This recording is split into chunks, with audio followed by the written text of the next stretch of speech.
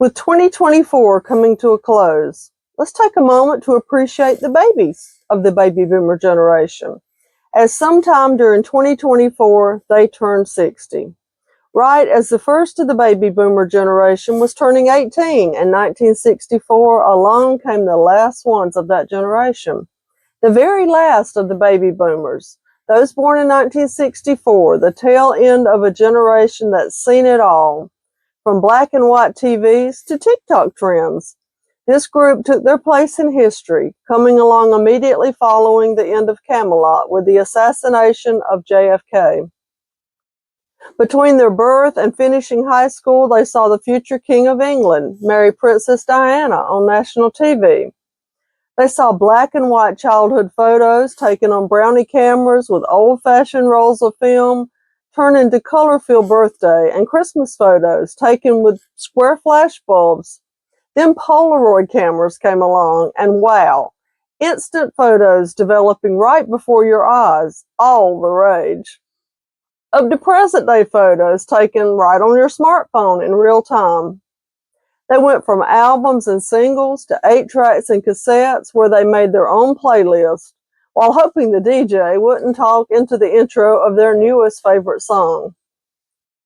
Imagine being the class that walked onto the stage just as history dropped the curtain on the button-up 1950s and threw open the doors to a whirlwind of change. From rotary phones with party lines to smartphones, black and white TV to streaming services, from manual typewriters to AI, their timeline is a story of constant evolution. Buckle up, we're going on a ride through the boomer roller coaster. 1964 was the year the Beatles invaded America. The year Bewitched premiered on TV, and the year of the passage of the Civil Rights Act legislation. Their childhood saw the assassination of Martin Luther King Jr. and the race riots of the 60s turn into the Summer of Love and then Woodstock, all before beginning their school years. The moon landing in 1969 offered them a vision of endless possibility. They were the kids who watched Neil Armstrong take that one giant leap for mankind on a fuzzy black and white TV screen while wearing flame-resistant footy pajamas. 1964 children grew up making their Christmas list, staring in amazement at the Sears and Roebuck wish book. G.I. Joe first came out in 1964. Their wish lists were filled with favorites such as Barbie dolls, joined of course by Ken, Hot Wheels, Spirographs, Light Brights, Viewmasters, Etch-a-Sketches, and Easy Bake Ovens. They played with Jack Stones, played Drop the Handkerchief, Ring Around the Rosie, Pin the Tail on the Donkey, and they could make a cup and saucer or Jacob's Ladder, entertaining themselves endlessly with only a piece of tobacco twine. They played games such as Old Maid, Twister, Operation, Uno, and all their questions could of course be answered by the Magic 8 Ball. Saturday mornings consisted of eating cereal while binge watching cartoons. They drank from garden hoses and lived to tell it. These are some of the last kids who remember earning spending money, putting in tobacco in the summer. They grew up in the shadow of the Vietnam War, where its nightly broadcast on television brought the realities of conflict into their living rooms, shaping their views on war and peace. Their parents taught them to duck and cover during nuclear drills, but they were more concerned with whether they could stay up late enough to watch the Ed Sullivan Show. They saw the first Earth Day in 1970 as they began first grade, standing proudly for the Pledge of Allegiance in school each day, wearing bib-collared dresses, ponchos, plaid clothes, cardigan sweaters, peasant shirts, polyester pantsuits, and black and white Oxfords. They bathed with Mr. Bubbles bath soaps and got at least one Tony perm at some point during their young years. They remember when cigarettes were advertised and widely available in vending machines that were everywhere, including even hospital lobbies and waiting rooms, believe it or not. Empty glass soda pop bottles were returned to the store so you didn't have to pay a deposit fee or to earn money for penny candy. The kids born in '64 remember when TV stations signed off the air at midnight with the national anthem, followed by the test pattern until morning sign-on. They began their elementary school years to the songs of the Carpenters and Take Me Home, Country Roads. They knew that Jeremiah was a bullfrog and had raindrops on their head. They were right on time to catch the Andy Griffith Show and Petticoat Junction, along with the Beverly Hillbillies, My Three Sons, and of course the Brady Bunch.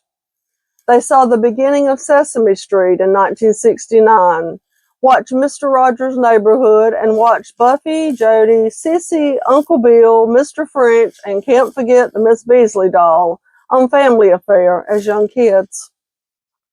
They were entertained by the Sonny and Cher show and still remember watching sweet little Chastity wave goodnight at the end of each show.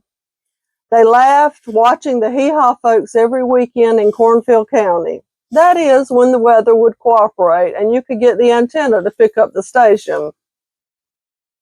As young kids, they saw wholesome family shows like The Waltons and Little House on the Prairie. They went through their young years watching Captain Kangaroo and Sesame Street by day and all the Norman Lear sitcoms by night, from All in the Family to Maude to Good Times. Not to mention catching up on all the daytime soap operas when not in school. Just a few of these were Search for Tomorrow, The Edge of Night, and Dark Shadows. They also came along at a time where they saw the beginning of long-running shows like The Price is Right, The Young and the Restless, and All My Children, where they learned more than they should about the iconic Erica Kane and her many marriages and name changes. As they grew into their preteen years, they witnessed the news coverage of the Patty Hearst kidnapping on TV and saw the terrifying Exorcist and Helter Skelter movies advertised. They saw gas prices shoot up during the '70s oil crisis and energy shortage, and still remember the long gas lines from the gas shortage of 1974. Peace signs were the cool symbols of the time, and long hair could be found on both girls and guys.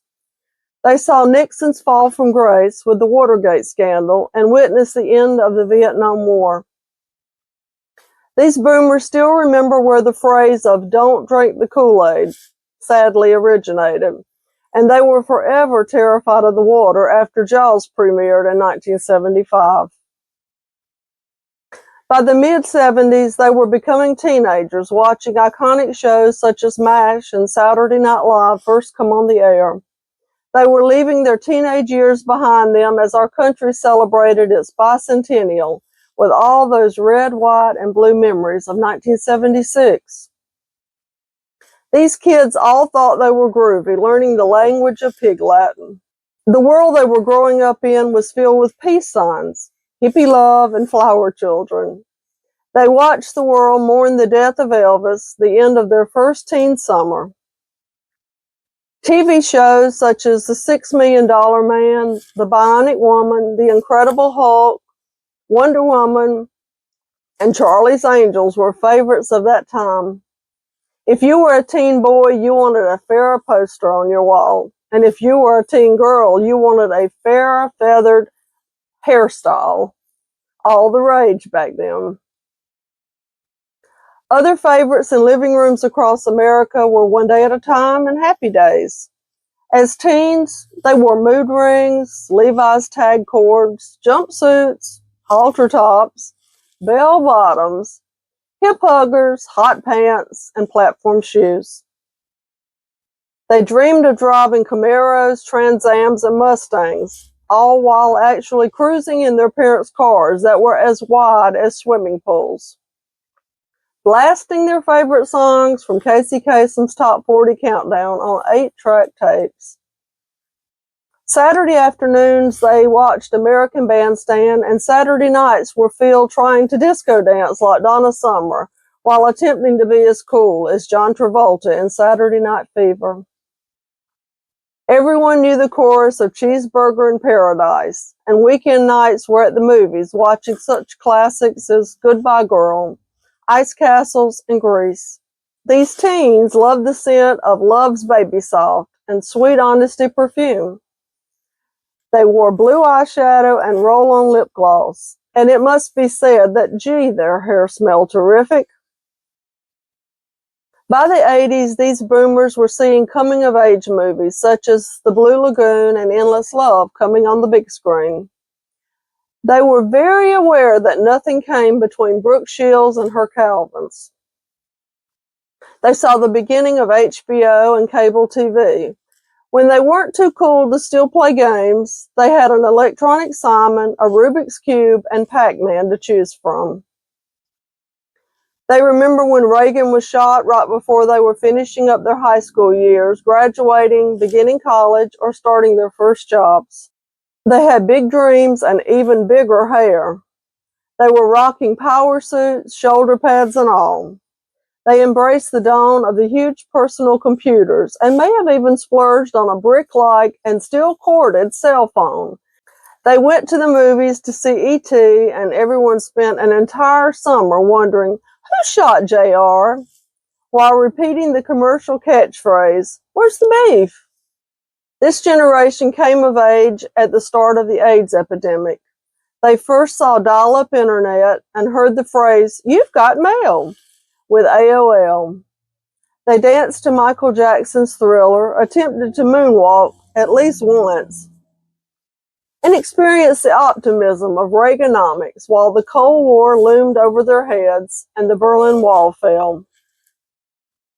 These boomers ended up their teens and began their 20s while watching adults running through stores and rioting in an effort to snag their kids a Cabbage Patch doll for Christmas that year. Some of the 64 boomers sadly got their first real slap of reality as official adults of 21 while witnessing the Challenger explosion, reminding them how quickly life can be gone. The 90s brought them into their prime, navigating careers, marriages, mortgages, and the mysteries of dial-up internet. These boomers first navigated the early days of email and chat rooms.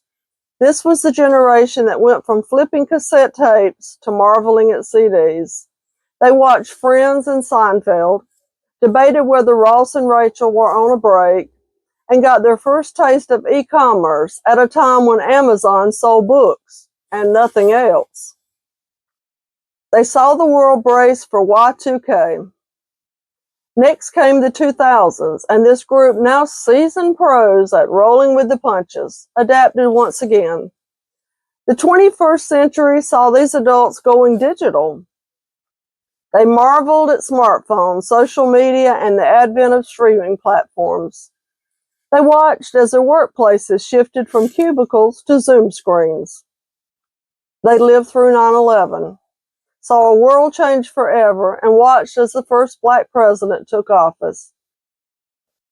Technology went from convenience to necessity, and suddenly they were FaceTiming grandkids and binge-watching entire seasons on Netflix. These boomers saw the first microwaves, saw their music go from 45 and 33 RPM vinyl records to Spotify playlists, 60s protest morph into hashtags, and cars that drive themselves. Who'da thunk it? They saw reality TV shows become, well, a reality. Shows like Who Wants to Be a Millionaire and, of course, American Idol, among many more. Now in their golden years, these 64 boomers are looking ahead to joining their fellow boomers for the retirement years. They will soon qualify for Social Security and Medicare. Some of the famous people born in the 1964 baby boomer class are Melissa Gilbert, Rob Lowe, Sandra Bullock, Nicolas Cage, Trisha Yearwood, Courtney Cox, Russell Crowe, Winona Judd, and Jeff Bezos. While I'm not famous, and as a woman I'm hesitant to admit my age, I proudly acknowledge I'm also a member of this final year of the boomer class. Our lifetime has given us a front row seat to some of the most significant events in modern history. The 1964 baby boomers stand as a bridge between two eras. So here's to the babies of the group, the cabooses of the baby boomers, the class of 1964, as they turn 60 sometime during 2024. They are the bridge between two worlds, the seemingly perfect simplicity of their childhoods and the digital chaos of today. They've lived through eras that historians will write about for centuries, and they're not done yet. Because if there's one thing we know about the 64 boomers, it's this. They're not just survivors of history. They're the ones who helped make it. Comment below if you're a baby boomer from any of the boomer years, and maybe share a favorite boomer memory of yours from some of our best years ever.